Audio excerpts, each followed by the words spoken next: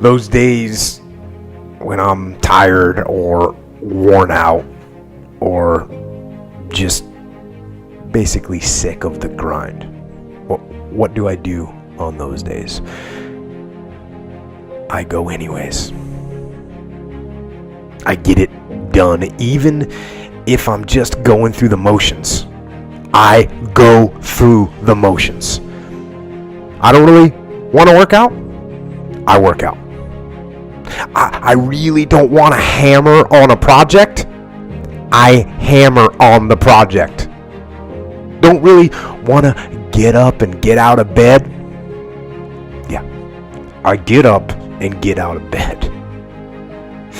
Now, these could be signals that you need some time off. And those signals might be right. They could be correct. But don't take today off. Not today. Wait until tomorrow. Don't give in to the immediate gratification that is whispering in your ear. Shut that down. Do not listen to that little voice. Instead, go through the motions. Lift the weights, sprint the hill, work on the project, get out of bed. Now, as an overall rule, I do not like procrastination. You need to get things done. But if you are going to rest, that is one thing that you should procrastinate on. That's the one thing I want you to put off until tomorrow. And if, when tomorrow comes, you still feel like you need to rest or you need to take a break, then okay, take it. But the chances are you won't. You won't need that rest. Chances are you will realize that the desire to rest was just weakness. It was just the desire to take the path of least resistance, the downhill path, the easy path. And by simply going through the motions, you overcame that path. And you stayed on the righteous path, the disciplined path. You stayed on the war path, which is right where you know that you belong. Whether it's great artists or authors or mathematicians or whatever it is, everyone encounters difficulties. There is no easy road. It does not exist. It is impossible. Everyone has issues. If you have time to pursue a hobby, if you have time to do anything in your life, you can better yourself. And here's one way you never better yourself.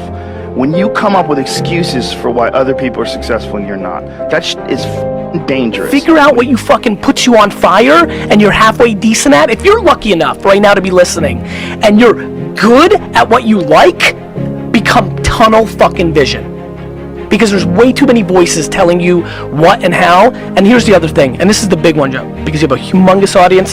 The biggest thing that I've seen dividends from, have the conversation with the person that's holding you back. The reason most people who are listening right now are not doing that thing is they're worried about the opinion of somebody, usually their mother, usually their father. And the reality is that your spouse may be the person holding you back, and you have to have that conversation. We have to get to a place where you're doing you, because the number one thing that scares the fuck out of me is regret. And you're going to sit there at 72 and you're going to say, I wish. And whether that's money or spend more time with your family, there's a million ways to do this. Not everybody wants to buy the jets. Not everybody wants to smoke weed on the beach in Bahamas. Like, everybody's got a different fucking thing. Figure out what your fucking thing is and stop making fucking bullshit excuses. Who the president is, your mom did this, like I missed it, I had that idea for Uber. Then why didn't you fucking do it, dick? That's what I think, Joe. And the other thing that's so interesting about being alive is that you're all in. No matter what you do, you're all in. This is going to kill you. So I think you might as well play the most magnificent game you can while you're waiting. Because do you have anything better to do? Really? Why not pick the best thing possible that you could do? Why not do that? Maybe you could justify your wretched existence to yourself that way. I think you could. That's what it looks like. People find such meaning in the responsibilities they adopt, it stops making them ask questions about what life is for. If you have a newborn child, for example, you stop thinking about anything but ensuring that that baby is doing well. And if someone comes along and asks you an existential question about your commitment to that, the right response is, why are you asking me such stupid questions when this is manifesting itself right in front of your eyes? Like, how blind can you be? That isn't the time for questions about the meaning of life. The answer is right in front of you. And if you can't see it, it's not because life has no meaning, it's because you're blind to the highest possible good that you could conceive of, and you committed to that. How much good could you do?